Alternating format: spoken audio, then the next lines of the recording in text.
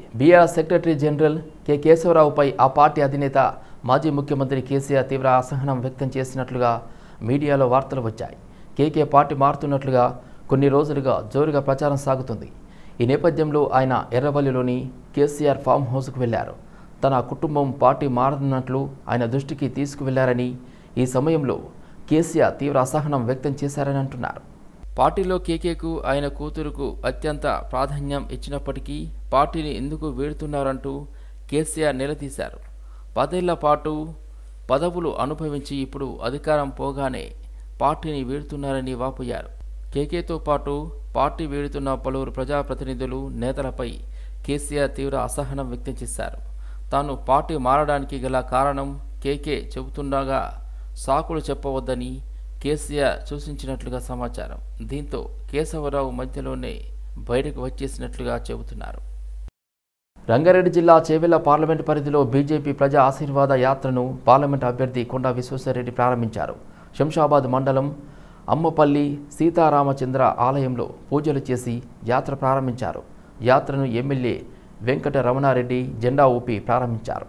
మోదీ మీద నమ్మకంతో బీజేపీ చేవెళ్లలో భారీ మెజార్టీతో గెలుస్తుందని బీజేపీ చేవెళ్ల పార్లమెంట్ అభ్యర్థి కొండా విశ్వేశ్వరరెడ్డి తెలిపారు. చేవెళ్లలో సర్వే చేయించామని, గెలిచేది బీజేపీ అని ధీమా వ్యక్తం చేశారు. చేవెళ్ల సీటు మోదీదే, ఇది రాసి పెట్టుకోవచ్చన్నారు. పార్టీపై దుష్ప్రచారం జరుగుతుందని విశ్వేశ్వరరెడ్డి చెప్పారు. బీజేపీ బీఆర్ఎస్ ఒకటి అని అసెంబ్లీ ఎన్నికల్లో కూడా అన్నారన్నారు. లిక్కర్ కేసులో చర్యలు తీసుకోకపోవడం వల్ల అలా అనుకున్నారని తెలిపారు. లిక్కర్ కేసులో రాష్ట్రానికి చెందిన డబ్బులు ఉన్నాయన్నారు. ఇప్పుడు రాష్ట్ర ప్రభుత్వం మారిందన్నారు. కాంగ్రెస్ చర్యలు ఎందుకు తీసుకోవడం లేదని విశ్వేశ్వరరెడ్డి ఆరోపించారు. కాంగ్రెస్ పార్టీలో వలసలు పరంపర కొనసాగుతుంది. కుకట్పల్లి నియోజకవర్గం అల్లాపూర్, మూసాపేట్, ఫాతేనగర్ డివిజన్ల నుండి బీఆర్ఎస్ నేతలు కాంగ్రెస్ పార్టీలో చేరారు. కుకట్పల్లి నియోజకవర్గం కాంగ్రెస్ ఇన్ఛార్జ్ బండి రమేష్ ఆధ్వర్యంలో కాంగ్రెస్ కండువా కప్పుకున్నారు. అల్లాపూర్ డివిజన్ నుంచి బీఆర్ఎస్ మైనార్టీ సెల్ అధ్యక్షుడు ఎండి షఫీద్దీన్ ఆధ్వర్యంలో హైదర్ అలీ, ఎండి ఇలియాస్, సయ్యద్ సలావుద్దీన్, ఎండి కలీం, మూసాపేట డివిజన్లో తాము శ్రీహరి పటేల్ ఆధ్వర్యంలో కొండలరావు, లక్ష్మీపతి, చిన్నారావు, పంచముఖ్ విజయ్, కె సతీష్, రోహిత్, సాయి, శంకర్, ఫతీనగర్ డివిజన్ అధ్యక్షుడు కుక్కల రమేష్, ముదిరాజ్ ఆధ్వర్యంలో జయశారద వారి అనుచరుల 20 మంది మహిళలు భారీ ఎత్తున వివిధ పార్టీలకు చెందిన కార్యకర్తలు కాంగ్రెస్ లో చేరారు. బాలనగర్ కాంగ్రెస్ పార్టీ కార్యాలయంలో కూకట్పల్లి నియోజకవర్గ ఇన్ఛార్జి బండి రమేష్ వారికి కాంగ్రెస్ కండువా కప్పి పార్టీలోకి ఆహ్వానించారు.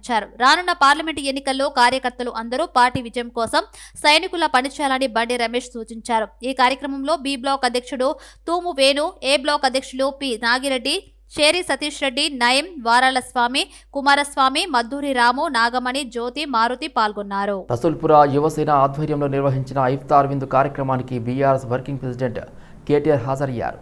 ఈ కార్యక్రమంలో మైనార్టీలు పెద్ద ఎత్తున పాల్గొన్నారు. హైదరాబాద్ లోని రసూల్పురలో జరిగిన ఇఫ్తార్ విందు కార్యక్రమానికి కేటీఆర్ హాజరయ్యారు. ఈ కార్యక్రమానికి హాజరైన కేటీఆర్ కు ధన్యవాదాలు తెలిపారు. రసూల్పుర యువసేన మైనార్టీ సోదరుడు కారు దిగి వెళుతున్న క్రమంలో అక్కడి ప్రజలతో ముచ్చటించారు కేటీఆర్. పదుల సంఖ్యలో కుటుంబాలు, యువతి, యువకులు, పిల్లలతో కేటీఆర్ మాట్లాడారు. కేటీఆర్ తో సెల్ఫీలు, ఫోటోలు తీసుకునేందుకు ప్రజలు ఉత్సాహం చూపించారు. జేఎన్టీయూహెచ్ యూనివర్సిటీలోని వీసీ ఛాంబర్లో vice chancellor professor Katta Narasimha Reddy చేతుల మీదుగా జేఎన్టీయూహెచ్ జేఎస్సీ నూతన డైరీని ఆవిష్కరించారు. తెలంగాణ రాష్ట్ర సంబంధిత పూర్తి సమాచారం విద్యార్థులకు, వారి తల్లిదండ్రులకు, రాజకీయ నాయకులకు, సామాన్య ప్రజలకు అందరికీ ఉపయోగపడే విధంగా ఉందన్నారు. జేఎన్టీయూహెచ్ జేఎస్సీ రాష్ట్ర అధ్యక్షులు మంద రంజిత్ కుమార్. జేఎన్టీయూహెచ్ జేఏసీ డైరీలో ముఖ్యంగా భారత రాజ్యాంగం, ప్రాథమిక హక్కులు, విధులు, దేశ, రాష్ట్ర స్థాయిలో యూజీసీ గుర్తింపు పొందిన మెడికల్, ఇంజనీరింగ్ యూనివర్సిటీల వివరాలు, ఏఐసిటిఈ, న్యాక్, ఎన్బీఏ సంబంధిత సమాచారం ఉందన్నారు. జేఎన్టీయూహెచ్ జేఏసీ రాష్ట్ర అధ్యక్షులు మంద రంజిత్ కుమార్. అలాగే తెలంగాణ రాష్ట్రంలో గుర్తింపు పొందిన ప్రభుత్వ యూనివర్సిటీలు, ప్రైవేట్ యూనివర్సిటీల సమాచారం, తెలంగాణ రాష్ట్రంలో నిర్వహించే వివిధ సెట్ అర్హతలు సమాచారం, తెలంగాణ రాష్ట్ర గవర్నర్, హైకోర్టు, జిల్లా ప్రధాన కోర్టుల వివరాలు, శాసనసభ పాలకవర్గంలోని మంత్రులు, ఎమ్మెల్యేలు, ఎమ్మెల్సీల పూర్తి సమాచారం ఉందని వెల్లడించారు. రాష్ట్రంలోని అన్ని జిల్లా కలెక్టర్లు, అడిషనల్ కలెక్టర్లు, ఎస్పీల తదితరుల వివరాలు, అలాగే జేఎన్టీయూహెచ్ యూనివర్సిటీ అధికారుల పూర్తి వివరాలు అందించారని తెలిపారు. కాంగ్రెస్ ప్రభుత్వం చెంగిచెర్ల సంఘటనను కంటి తూర్పు చర్యగా చూస్తుందన్నారు BJP spokesperson Solanki Srinivas. Chengicherla ఘటనపై బుజ్జగింపు రాజకీయాలు చేస్తుందన్నారు. 300 మంది ఒక మూకగా వచ్చి దళిత, గర్భిణీ స్త్రీలపై దాడి చేసిందన్నారు. గతంలో బైన్సా ఘటనను గుర్తు చేసిందన్నారు. దోచుకున్న స్థానికుల ఇళ్లను వెంటనే వారికి అందేలా చూడాలన్నారు. దేశంలో ఎక్కడ ఏం జరిగినా చార్టర్డ్ ఫ్లైట్ వేసుకొని వెళ్లే రాహుల్ సోనియాలు చెంగిచెర్ల ఘటనపై స్పందించారా అని ప్రశ్నించారు. చెంగిచెర్లకు రావడానికి కాంగ్రెస్ వాళ్ళకి మనసొప్పడం లేదన్నారు. చెంగిచెర్లలో ఉన్న ముస్లింలు రోహింగ్యాల ఎవరో విచారణ చేయించి బీఆర్ఎస్ నేత సలీం ఖాన్ను తక్షణమే అరెస్ట్ చేయాలన్నారు. ఈ మొత్తం సంఘటనను బుజ్జగింపు రాజకీయాల కోణంలో చూస్తూ ఉన్నది.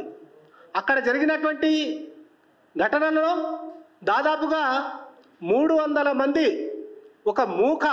ఒక అల్లరి ముఠా ఏదైతే ఉందో అదంతా వచ్చేసి అక్కడ ఉన్నటువంటి స్థానికంగా ఉన్నటువంటి పేద గిరిజనుల మీద దాడి చేయడము, వాళ్ళను తీవ్రంగా గాయపరచడము, వాళ్ళు ఆసుపత్రుల పాలైతే కూడా ఇప్పటి వరకు రాష్ట్ర ప్రభుత్వము కేవలం కంటి తుడుపు చర్యగా అక్కడ ఉన్నటువంటి బాధితుల్లో 5 మందిని, అదేవిధంగా ఆ మూకలో ఉన్నటువంటి 5 మందిని అరెస్టు చేసేటువంటి ప్రయత్నం చేసింది. నిజానికి 300 మంది వచ్చేసి ఒక 30 మంది ఉన్నటువంటి ఇంటి మీద దాడి చేస్తే 5 మంది వాళ్ళను 5 మంది వీళ్ళను అరెస్టు చేయడం ఏదైతే ఉందో అది కాంగ్రెస్ పార్టీ యొక్క బుజ్జగింపు మత రాజకీయాలకు నిదర్శనంగా ఈరోజు భారతీయ జనతా పార్టీ అభివర్ణిస్తూ ఉన్నది.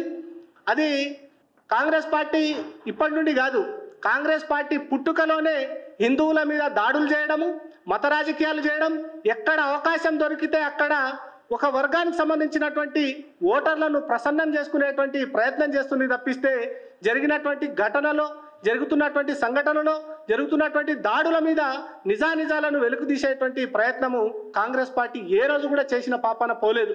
దేశంలో ఏ పార్టీ ఉండకూడదని మోదీ కుట్ర చేస్తున్నారని బీఆర్ఎస్ నేత మన్నె క్రిషాంక్ తెలిపారు. ఎమ్మెల్సీ కవిత కేజ్రీవాల్ను అక్రమంగా అరెస్ట్ చేశారన్నారు. బీజేపీలో చేరితే ఎలాంటి అరెస్టులు ఉండవని, పోరాటం చేస్తున్న వారిపై వేధింపులు, దాడులు, కేసులు పెడుతున్నారన్నారు. ఎన్నికల సమయంలో ప్రజల సమస్యలు ఎజెండాగా కాకుండా దృష్టి మరల్చే ప్రయత్నం చేస్తున్నారని ఆరోపించారు. ప్రతిపక్ష నేతలను జైల్లో పెట్టి ఏకపక్షంగా ఎన్నికల్లో గెలవాలని మోదీ భావిస్తున్నారని విమర్శించారు. కూడా అందులో రాలేదు. ఈడీ కన్విక్షన్ రేట్ ఎంత? 0.5%. దాదాపు 5,000 కేసులు ఉంటే అందులో ఇప్పటి వరకు తేలింది 25 కేసులు మాత్రమే. 2014 నుంచి ఇప్పటి వరకు ప్రతిపక్ష నాయకులది. ఒకవైపు ఇక్కడ కవిత అయితే, ఇంకోవైపు సాక్షాత్తు ఆమ్ ఆద్మీ పార్టీ అధ్యక్షులు ముఖ్యమంత్రి అరవింద్ కేజ్రీవాల్ గారిని పెట్టారు జైల్లో. అంటే ఆమ్ ఆద్మీ పార్టీ కూడా ఎన్నికల ప్రచారం చేయొద్దు. ఆమ్ ఆద్మీ పార్టీ నాయకులందరూ ధర్నాలు చేస్తున్నారు. వాళ్ళ పార్టీ పెద్దలందరూ ప్రెస్లలో ఈడీఏ మాట్లాడుతున్నారు. ఇటు ఢిల్లీ అదే చర్చ, పంజాబ్ అదే చర్చ, ఆమ్ ఆద్మీ పార్టీ తెలంగాణలో ఇదే చర్చ. నిన్న కేరళ ముఖ్యమంత్రి పినరాయి విజయన్ గారి అమ్మాయికి ఈడీ నోటీసులు. అంటే అక్కడ ఇంకో పార్టీ కూడా ఇక వాళ్ళు పాపం ఈడీ గురించే మాట్లాడాలి. అక్కడ ఉన్న న్యూస్ ఛానల్ అంతా ఈడీ గురించే చర్చ పెట్టాలి. ఈ మొత్తం నెల ఇది నిన్నటి వార్త. పినరాయి విజయన్ గారి కుమార్తె, కేరళ ముఖ్యమంత్రి గారి కుమార్తె గారి మీద ఈడీ నోటీసులు.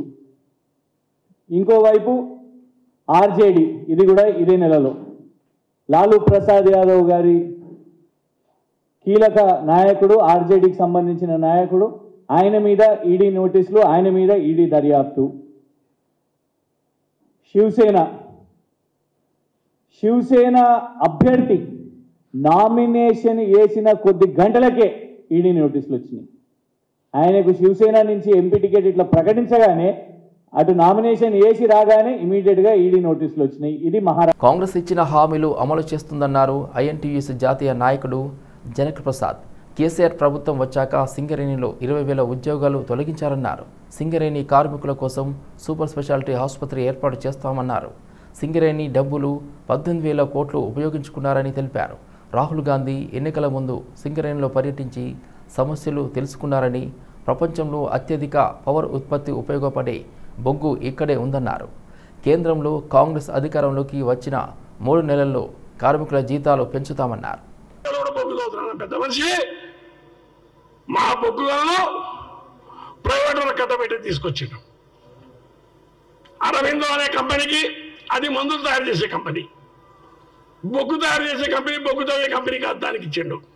ఇంకోటి అది గిరిజన ప్రాంతంలో ఉంది, షెడ్యూల్డ్ 5 ఏరియాలో ఉంది. షెడ్యూల్డ్ 5 ఏరియాలో ఉన్న బొగ్గులను కానీ ఏవనాలను కానీ గవర్నమెంట్ కంపెనీ కానీ గిరిజన సొసైటీ కానీ ట్రైబల్ సొసైటీ కానీ తమాలా బ్లాటెంట్గా వైలేట్ చేశారు. సత్తుపల్లిలో జేవిఆర్ ఓసీ అనే దాన్ని దాదాపు 10 మిలియన్ టన్నుల బొగ్గు ఉత్పత్తి చేసే కంపెనీ ప్రైవేట్ వాళ్ళకి ఇచ్చారు. 20,000 మంది ఉద్యోగాలు పోతే 6 బొగ్గులను తవ్వుతాన్ని మీట నొక్కి ఒక్క బొగ్గు ఎంత పడేది సార్. మాయి 18,000 కోట్ల రూపాయలు సింగరేణి డబ్బులు వాడుకున్నాడు. ఆయన పెద్ద ప్రమాణం చెప్పిన గవర్నమెంట్ ఉన్న రోజుల్లో కూడా చెప్పినాం మేము. ఎన్నో రకాల మాటలు తప్పిపోయినారు. మా కార్మికులు కాంగ్రెస్ గవర్నమెంట్ వచ్చిన కంటే ముందు అక్టోబర్ 18వ తారీఖు నాడు మా నాయకుడు రాహుల్ గాంధీ మా బొగ్గల ఏరియాలో పర్యటించాడు. ఫోన్ ట్యాపింగ్ ఘటనపై డీజీపీకి ఫిర్యాదు చేశారు టీపీసీసీ అధికార ప్రతినిధి బండి సుధాకర్ గౌడ్. కాంగ్రెస్ నేత తుమ్మేటి సమ్మిరెడ్డి 2021లో జరిగిన హుజూరాబాద్ ఉప ఎన్నికల సమయం నుండి ఈ ఫోన్ ట్యాపింగ్ జరుగుతుందన్నారు. మాజీ మంత్రి హరీష్ రావు అధికారులను గుప్పెట్లో పెట్టుకుని యారాచకాలు చేశాడని బండి సుధాకర్ గౌడ్, తుమ్మేటి సమ్మిరెడ్డి ఆరోపించారు.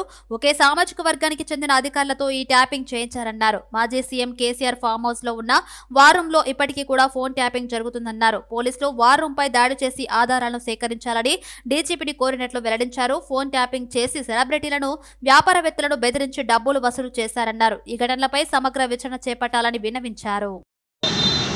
సంచలనానికి బిందువైనటువంటి ఈ ఫోన్ ట్యాపింగ్ కేసు ఈరోజు ఈ మొన్న ఎలక్షన్ తోటే కాదు, దాదాపు 2021లో ఉప ఎన్నిక హుజూరాబాద్లో జరిగినటువంటి ఉప ఎన్నికల్లో వందలాది మంది ఇంటెలిజెన్స్ అధికారులను పెట్టి అప్పుడు మరి హరీష్ రావు గారి నేతృత్వంలో ట్రబుల్ షూటర్ అని చెప్పి వందలాది మంది పెట్టి కోట్లాది రూపాయల పంచడం జరిగింది.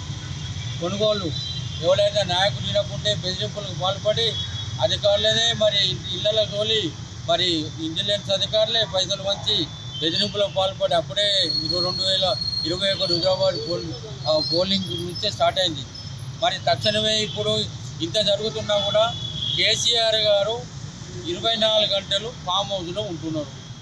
సంఘ విద్రోహ శక్తుల మీదనే నిఘా పెట్టాల్సి ఉన్న టెలిఫోన్ ట్యాపింగ్ వ్యవస్థను రాజకీయ నాయకులపైన, ప్రతిపక్ష పార్టీలపైన, అధికారులపైన, అనధికారులపైన అక్రమంగా వారి యొక్క ప్రైవేట్ సంభాషణలు విని రాక్షసానందం పొందిన నాటి టీఆర్ఎస్ ప్రభుత్వ పెద్దలను ప్రభుత్వం తక్షణమే అరెస్ట్ చేసి విచారించిన అవసరం ఉందని చెప్పి తెలియజేస్తూ అందులో భాగంగానే ఈరోజు రాష్ట్ర డీజీపీ గారికి కలిసి వివరించడం జరిగింది. ఒక వ్యక్తి యొక్క స్వేచ్ఛను, ఒక వ్యక్తి యొక్క ప్రైవేట్ సంభాషణను వినే అధికారము ప్రజాస్వామ్య వ్యవస్థలో ఎవరికి లేదు. కాబట్టి అటు విషయాన్ని గుర్తించుకొని నాటి ప్రభుత్వము అధికార దుర్వినియోగం చేసింది. కాబట్టి జనం కాంగ్రెస్ వైపు ఉన్నారన్నారు ఏఐసీసీ అధికార ప్రతినిధి, తెలంగాణ మీడియా ఇన్ఛార్జ్ సుజాత పాల్. కాంగ్రెస్ను ఆర్థికంగా కుంగదీయడానికి ఆదాయపు పన్ను కట్టలేదని అకౌంట్స్ ఫ్రీజ్ చేస్తున్నారన్నారు. ఈడీ, ఐటీ, సిబిఐలను దుర్వినియోగం చేస్తున్నారన్నారు. కాంగ్రెస్కు ఎంపీలు 14 లక్షల నగదు చందాలు ఇచ్చినందుకు 106% పెనాల్టీ వేశారన్నారు. చందాలు ఇవ్వండి, దందాలు చేసుకోండి అన్నట్లు ఎన్నికల బాండ్ను కొనుగోలు చేయించారన్నారు. पक्ष रखने के लिए और कांग्रेस पार्टी की बात जनता तक पहुंचाने के लिए लोकतंत्र पर कैसा प्रहार नरेंद्र मोदी जी कर रहे हैं वो जनता को जानना आवश्यक है. जब हम चुनावों में जा रहे हैं उस वक्त कैसे कांग्रेस पार्टी को फाइनेंशियली कमजोर करने की कोशिश, फाइनेंशियली क्रिपल करने की कोशिश मोदी सरकार कर रही है वो आपके सामने है. कोई भी पार्टी चाहे वो बीजेपी हो, कांग्रेस पार्टी हो या कोई और पार्टी कभी इनकम टैक्स नहीं देती, केवल अपने इनकम टैक्स रिटर्न्स उन्हें फाइल करने होते हैं. और अगर हमें इनकम टैक्स नहीं देना तो हमारा कोई अनपेड टैक्स नहीं ड्यू होगा. तो अगर अनपेड ड्यूज नहीं है तो हमारे को पेनल्टी किस बात की लगनी चाहिए? अगर हमने देरी से ITR फाइल. ఓటరుగా నమోదైన వారందరూ ఓటు హక్కును వినియోగించుకోవాలన్నారు హైదరాబాద్ జిల్లా ఎన్నికల అధికారి రొనాల్డ్ రోస్. అర్హులైన ప్రతి ఒక్కరూ ఓటరుగా నమోదు కావాలన్నారు. పార్లమెంట్ ఎన్నికల నేపథ్యంలో స్వీప్ కార్యక్రమంలో భాగంగా జీహెచ్ఎంసీ ప్రధాన కార్యాలయం పన్వర్ హాల్లో TLF, SLF leaders, senior citizens, దివ్యాంగుల అసోసియేషన్ ప్రతినిధులు, థర్డ్ జెండర్, ట్రాన్స్జెండర్స్ ప్రతినిధులు, స్వయం సహాయక సంఘాల మహిళా ప్రతినిధులతో ఎన్నికల అధికారి రోనాల్డ్ రోజ్ సమావేశం నిర్వహించారు. ప్రజాస్వామ్యంలో ఓటు వజ్రాయుధం లాంటిదని, ఓటు వేయడం బాధ్యతగా భావించాలన్నారు రోనాల్డ్ రోజ్. ఇప్పటికే ఓటు హక్కు పొందిన ప్రతి ఒక్కరూ తమ ఓటు హక్కును వినియోగించుకోవాలన్నారు. 18 సంవత్సరాలు నిండిన వారందరూ ఓటరుగా నమోదు కావాలన్నారు. ఓటరుగా నమోదు కాని వారు ఏప్రిల్ 15 వరకు నమోదు చేసుకోవచ్చని తెలిపారు. ఓటర్ జాబితాలో తమ పేరు ఉన్నది లేనిది చూసుకోవాలని సూచించారు. ఆయా సంఘాల ప్రతినిధులు ఓటింగ్ శాతం పెంచడంపై కృషి చేయాలని రోనాల్డ్ రోజ్ కోరారు. కళాశాల విద్యార్థులకు తమ ఓటు హక్కును వినియోగించుకునేలా ఓటు హక్కు ప్రాధాన్యత, ఆవశ్యకతపై అవగాహన కల్పించాలన్నారు. ప్రజల్లో చైతన్యం తెచ్చేందుకు ఓటు హక్కు వినియోగించుకునేలా విస్తృత ప్రచారం చేయాలన్నారు. వరంగల్, సికింద్రాబాద్ పార్లమెంట్ స్థానాలను మాదిగలకే కేటాయించాలని మాదిగ సంఘాలు డిమాండ్ చేశాయి.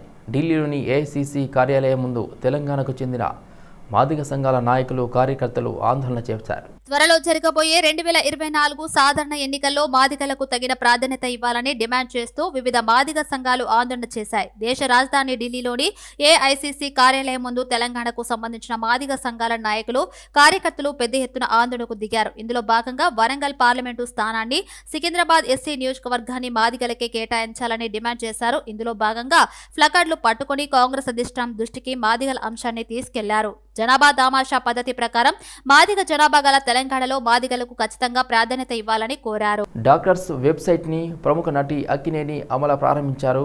ఒక గొప్ప ఆలోచనలతో డాక్టర్ కీర్తి డాక్టర్స్ వెబ్సైట్ ను ప్రారంభించారని, ఇది సమర్థవంతమైన నెట్వర్కింగ్ సహకారం కోసం దేశవ్యాప్తంగా ఉన్న మహిళా వైద్యులందరికీ ఉమ్మడి వేదికగా ఉపయోగపడుతుందన్నారు అమల. ప్రపంచవ్యాప్తంగా సహాయక వ్యవస్థను పొందడానికి ఒక డాక్టర్ దీనిని క్రియేట్ చేశారన్నారు అక్కినేని అమల. ఆర్థిక, ఆరోగ్యం, ఎమోషనల్ సపోర్ట్ ఇవ్వాలని ఆశించే కీర్తి చేసిన అద్భుతమైన ఇనిషియేటివ్ ఇది అన్నారు. మహిళలు అన్ని పరిశ్రమల్లో ఉన్నారన్నారు. వారు ఏ వృత్తిలో పని చేస్తున్నారో వారికి కొంత సపోర్ట్ అవసరమన్నారు. ఒకరికొకరు సపోర్టుగా తోటి లేడీ ప్రొఫెషనల్ గా ఉండటం ముఖ్యమన్నారు. ప్రముఖ నటి అమల వెబ్సైట్ లాంచ్ కు రావడం చాలా ఆనందంగా ఉందన్నారు.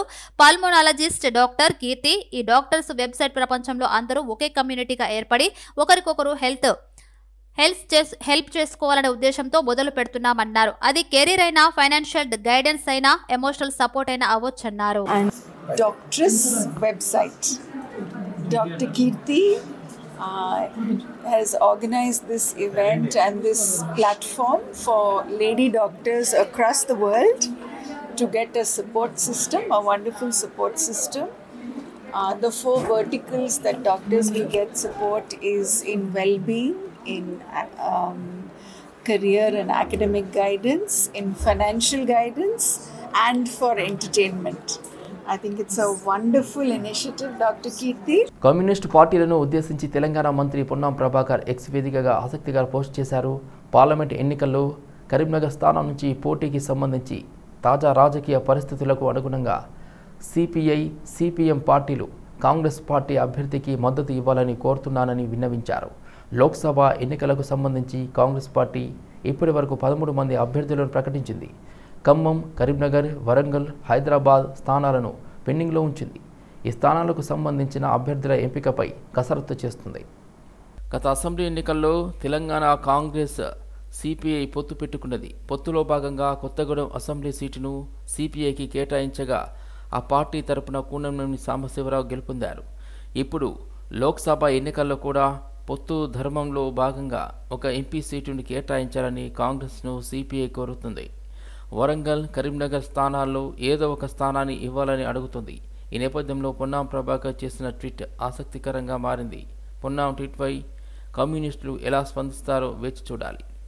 భువనగిరి పార్లమెంటు కాంగ్రెస్ పార్టీ అభ్యర్థిగా ఎన్నికైన చామల కిరణ్ కుమార్ రెడ్డికి ఘనస్వాగతం లభించింది. ఢిల్లీ నుంచి వచ్చిన చామల కిరణ్ కుమార్కు శంషాబాద్ ఎయిర్పోర్ట్లో నాయకులు, కార్యకర్తలు, అభిమానులు స్వాగతం పలికారు. భువనగిరి పార్లమెంటు కాంగ్రెస్ పార్టీ అభ్యర్థిగా చామల కిరణ్ కుమార్ రెడ్డిని అధిష్టానం ప్రకటించింది. ఢిల్లీ నుంచి హైదరాబాద్ రాజీవ్ గాంధీ విమానాశ్రయంకి చేరుకోవడంతో వేలాది మంది కార్యకర్తలు, నాయకులు, అభిమానులు వారికి ఘనంగా స్వాగతం పలికారు. డప్పు వాయిద్యాలతో పూలమాలలు వేసి పుష్పగుచ్చాలు ఇచ్చి వారికి శుభాకాంక్షలు తెలిపారు.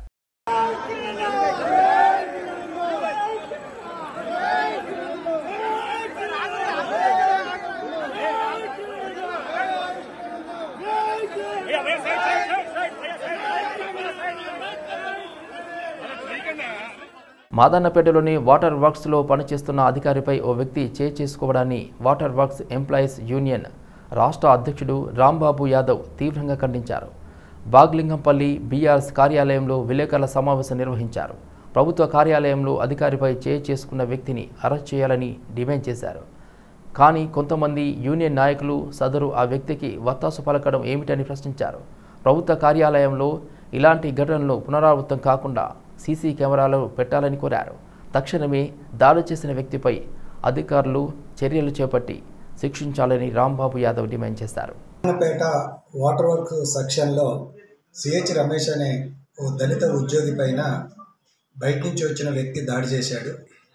ఆ దాడి నేను తీవ్రంగా water works employees union Telangana తరఫున ఖండిస్తా ఉన్నాను. దాడి చేసిన వ్యక్తి పోయి పోలీస్ స్టేషన్లో కేసు పెట్టాడు. ఆ కేసును దురదృష్టవశాత్తు జలమండలి యూనియన్ అధ్యక్షులు సతీష్ కుమారు ఇతరులు పోయి దాన్ని కాంప్రమైజ్ చేసే ప్రయత్నం చేశారు. అది కూడా చాలా బాధాకరమైన విషయం. ఎండి గారికి నేను విజ్ఞప్తి చేస్తూ ఉన్నాను, మీరు ఈరోజు ఉదయం వరకు కూడా ఎక్కడ అధికారులు వచ్చి ఆ ఘటనని పరిశీలించి ఉద్యోగులకి ధైర్యాన్ని చెప్పి ఆ దాడులు చేసిన వాళ్ళ మీద చర్యలు తీసుకునేటట్టుగా ఎలాంటి యాక్టివిటీ కూడా ఉన్నతాధికారులది లేదు. ఇక ఉద్యోగులకు రక్షణ ఎవరు? రెయ్యం బగుళ్ళు ఉద్యోగులు నీళ్లు సప్లై చేయడానికి పనిచేస్తున్నారు. అలాంటి ఉద్యోగులకు రక్షణ కల్పించాల్సిన బాధ్యత కూడా ఈరోజు ఉన్నతాధికారులదని చెప్పేసి నేను తెలియజేస్తూ ఉన్నాను. అదే రకంగా ఉద్యోగ కార్మిక సంఘాలకు కూడా విజ్ఞప్తి చేస్తూ ఉన్నాను. ఉద్యోగుల మీద దాడులు జరిగినప్పుడు రాజకీయాలనే పక్కకు పెట్టి అసోసియేషన్లు యూనియన్లు అన్నీ కలిసి ఆ ఉద్యోగులకు ధైర్యం చెప్పి కేసులు పెట్టి నిలబడేటట్టు. ఉస్మానియా యూనివర్సిటీ 2024-25 ఆర్థిక సంవత్సరానికి చెందిన వార్షిక బడ్జెట్ను నిర్వహించి అకాడమిక్ సెనేట్ సమావేశంలో ప్రవేశపెట్టారు. ఓయూ బడ్జెట్లో మొత్తం ఆదాయం 718,86,00,000లను చూపెట్టారు. గత ఆర్థిక సంవత్సరం ముగింపు నాటికి 32,91,00,000 ఓపెనింగ్ బ్యాలెన్స్తో కలిపి మొత్తం 751,77,00,000 నిధులను అందుబాటులో ఉండగా వ్యయం 796,45,45,00,000గా చూపెట్టారు. 44,68,00,000 లోటుతో బడ్జెట్ను ఆమోదించారు. ప్రభుత్వం ఇచ్చే బ్లాక్ గ్రాంట్ 487,03,00,000 మిగిలిన నిధులను ఉస్మానియా యూనివర్సిటీ అంతర్గతంగా సమకూర్చుకుంది. అదేవిధంగా ఓయూ పరిపాలనా భవనంలోని సెనేట్ హాల్లో అకాడమిక్ సెనేట్ జరిగిన సమావేశాల్లో వైస్ ఛాన్సలర్ ప్రొఫెసర్ రవీందర్ 2023-24 ఆర్థిక సంవత్సరానికి సంబంధించిన వార్షిక నివేదికను చదివి వినిపించారు. ఈ నివేదికలో గత ఆర్థిక సంవత్సరంలో చేపట్టిన అభివృద్ధి పనులు, తీసుకున్న ప్రత్యేక చర్యలు తదితర వాటిని వివరించారు. యూనివర్సిటీ నిర్వహిస్తున్న కామన్ ఎంట్రన్స్ టెస్టుల గురించి పేర్కొన్నారు. అనంతరం ఓయూ కామర్స్ విభాగం సీనియర్ ప్రొఫెసర్ వి అప్పారావు బడ్జెట్ను ప్రవేశపెట్టారు. The customers in Bodupallu, the best service in the world. So world-class service is there. And as you know, MRF tires are the favorite tires in India. So the entire range of MRF tires will be available at Harsha Tires for all motor customers to come here. And this is not only tires and service. In fact, this is an air-conditioned showroom. We have a wonderful customer lounge. So customers who are coming here, while they are waiting for their car alignment to happen, they can spend some time, unwind while the service is happening. And the most important thing is these technicians also have been trained at Chennai. We have a state-of-the-art training facility in Chennai called MRF Tire Room.